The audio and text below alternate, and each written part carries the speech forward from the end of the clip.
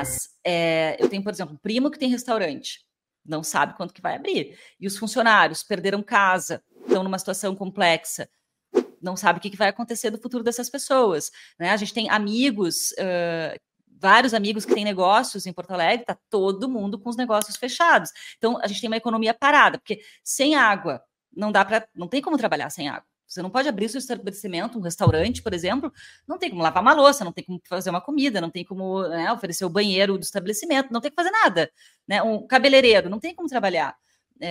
Enfim, inúmeros estabelecimentos não têm condições de abrir por conta da falta de água e, eventualmente, também vários bairros sem luz. Claro, a gente está falando de pessoas que não perderam os seus estabelecimentos comerciais, que isso nem se fala, né, Carol? Tem gente que perdeu tudo e a situação é catastrófica.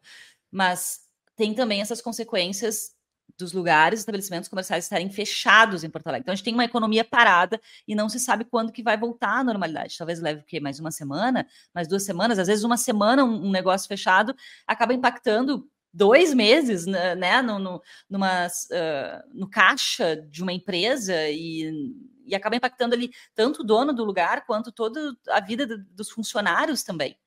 Então, é isso, impactos indiretos e bastante complexos que a gente vai ver daqui para frente. Sim, e aí tem 2 fatores, né? O primeiro é que o Rio Grande do Sul já é um estado bastante endividado, então isso tende a piorar, né? Mas para mim o principal ponto, assim, que vai afetar o Brasil como um todo é a inflação. Porque a gente vê inflação por oferta e demanda, né? A oferta excessiva de dinheiro acaba gerando uma desvalorização da moeda. Só que aí a gente começa a ter também, como tu falou, né? Destruiu a lavoura de vários produtos, arroz, soja, trigo, carne, produtos que o Rio Grande do Sul é forte e produz para o Brasil inteiro. Isso gera uma escassez de produtos, e a escassez de produtos gera o quê? Elevação de preços. E aí, a gente tem uma força inflacionária dupla. Uma pela redução da oferta desses produtos todos, que, enfim, foram perdidos ou a safra foi comprometida. A gente tem outra força inflacionária que vai ser muito provavelmente o governo imprimindo dinheiro para liberar crédito para recuperar tanto o Rio Grande do Sul ou gerar crédito para outros recursos que já queria distribuir desde o início, sabe? Desde antes da tragédia. Então, a gente tem uma pressão inflacionária aí nos próximos 1, 2 anos muito grande, que parece, e aí a gente está trazendo aqui alguns pontos sobre o que a gente ouviu das pessoas de Porto Alegre, nossos amigos, né? Que a sensação era a mesma que na época do Covid. A galera naquele desespero, tentando arrecadar recursos e tentando se proteger. E eu acredito que a resposta governamental também tende a ser parecida, né, do Banco Central. É aumentar, expandir a oferta monetária também para oferecer crédito para recuperar as cidades. E aí a galera pode dizer, tipo, tá, mas essa impressão de dinheiro ela é necessária, ela vai ser para recuperar um estado de uma catástrofe, mas ao mesmo tempo a gente vai ter como efeito rebote disso a desvalorização da moeda. Ou seja, tudo tende a ficar mais caro para todo mundo, até quem não está no Rio Grande do Sul. Né? Então, esse efeito de médio e longo prazo, provavelmente a gente vai sentir aí nos próximos meses ou anos, e isso também agrava tudo que a gente tem visto desde 2020 de expansão da base monetária, porque é o recurso que os governos têm quando acontece um problema. Porque a gente vive no sistema Fiat, em que não se prevê, não se antecipa problemas, né? Não se cria caixa, se cria caixa 2, mas não se cria caixa 1 para antever problemas. Então, a resposta tende a ser a de sempre, que é a impressão de dinheiro. Isso acaba desvalorizando os recursos que todo mundo tem, que todo mundo usa, elevando preços de forma generalizada. Então, vamos ver o que vai acontecer. Acho que agora a gente pode entrar também no que a gente falou no início aqui do papo, né, Cacá? Como que as pessoas podem antever e se prevenir e se proteger seus recursos, caso elas se vejam numa situação como essa. Não sei se tu quer falar ou quer que eu continue aqui? A primeira coisa que me vem em mente é a reserva de emergência, né? A gente está falando, claro, de bairros que foram afetados, de pessoas muito humildes. E a gente já sabe de todas as dificuldades que existem no Brasil, financeiramente falando, pessoas que têm salários baixos, a dificuldade econômica. Mas quem tem, nesse momento, uma reserva de emergência está um pouquinho mais tranquilo, se é que dá para falar em tranquilidade nesse momento, mas pessoas que perderam tudo, as pessoas estão saíram de suas casas e elas não têm mais para onde voltar, elas não têm mais casa, elas não têm mais saíram só com a roupa do corpo, né? Isso que a gente tem ouvido dos relatos. As pessoas não têm nada mais. Então, bom, se tinha algum dinheiro guardado no banco, que seja no banco, é o que a pessoa basicamente tem. Tem a sua vida, tem a roupa que saiu no corpo e tem um pouquinho de dinheiro talvez ali guardado no banco. Então, a reserva de emergência nessas horas, ela é fundamental.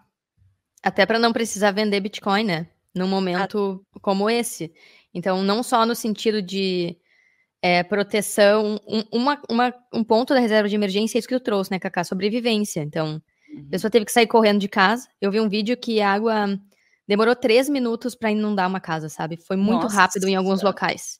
Então, às vezes, em 3 minutos, esse é o tempo que tu tem para pegar, enfim, família, os filhos e o que der. Sair correndo. Né? E sair correndo. Então, esse é um ponto. A reserva de emergência é justamente no ponto sobrevivência, né? Se manter aí nos próximos 15, 20 dias que a água vai estar elevada e muitas pessoas estão fora de casa. O segundo ponto é, se você já conseguiu acumular mais recursos, então para você não vender os recursos de longo prazo, que seria no caso Bitcoin. Então, numa situação como essa, você ter flexibilidade e como se manter vivo, sobreviver e não precisar se desfazer de outros recursos valiosos que você tem, ou inclusive ajudar outras pessoas que estão ali junto com você, porque nem sempre é se salvar, né? Às vezes é ajudar um familiar, alguém que está precisando naquele momento. Então, e esse é um ponto que a maioria das pessoas, os brasileiros, não consegue nem fazer, né? Não consegue ter uma reserva de emergência. Muita gente deixa na poupança, por exemplo, e não consegue antever isso tudo. E voltando a gente estava falando sobre esse momento aí vamos voltar para Bitcoin também, né? Porque a gente já está falando sobre vários aspectos, que é a importância de cuidar bem das seeds. E aí muita gente fala... Pois é, então, esse é um dos pensamentos que a gente teve, né, Carol? Vendo aquelas casas todas alagadas, a gente conversou internamente sobre isso. Será que tem gente aí com Bitcoiner que teve que sair de suas casas rápido e não deu tempo de pegar hardware, não deu tempo de pegar as seeds e acabou perdendo o seu patrimônio em Bitcoin? A gente viu um relato no Twitter essa semana exatamente sobre isso. Eu até vou ver se eu consigo encontrar aqui, Carol. Mas foi exatamente... Acho que tá aqui, talvez. Ex-colega de trabalho perdeu todo o seu patrimônio em BTC. Teve sua casa inundada no Rio Grande do Sul. Está em viagem, ou seja, a pessoa não estava no Rio Grande do Sul, a casa inundou e não deu tempo de salvar nada. E deixou o hardware wallet e as 12 palavras lá. Sim. Que situação, né? Além de perder a casa, perdeu o patrimônio, que, enfim, perdeu a casa, perdeu o lugar onde mora, perdeu tudo que tinha dentro, ainda perdeu o patrimônio em Bitcoin. Como resolver essa situação? Como prevenir essa situação, Carol? Boa. A gente está falando de armazenamento, então, né? Armazenamento geral, assim, armazenar Bitcoin. Então, assim, a gente tem que mapear os riscos, né? Então, nesse caso, numa catástrofe local, quais são os riscos locais? Qual que é o risco material? E qual que é a forma de acesso? Eu tô só pontuando o que eu vou falar agora, tá? Então, o primeiro ponto numa situação como essa, o que você precisa ter? Se você estiver no local, né? Você precisa ter fácil acesso ou rápido acesso para numa situação que a água está entrando, você vai lá e pega a sua seeds, coloca em algum local seguro ou você decora ela. Não é indicado só decorar seeds, porque você pode esquecer, você pode ter um problema de saúde e não acessar mais, mas tem vários mecanismos para você decorar suas seeds. Tem até um site específico que ajuda você a criar padrões mentais e decorar elas, porque se você consegue lembrar da sua seed, esse é uma forma de você acessar. Então, botar num local de rápido acesso, eu diria, mas difícil acesso para outras pessoas ou para cataclismas, né? Então, por exemplo, você está na sua casa e você deixa a sua seed num local baixo, no chão. Pode ter fácil acesso de animais, de água, de, várias coisas que podem atingir aquele local, né? Então, como armazenar, se você está armazenando na sua casa, num local seguro, o local que não vai ter menos chance, né, de ser atingido por água, fogo, né, qualquer intempérie que possa acontecer.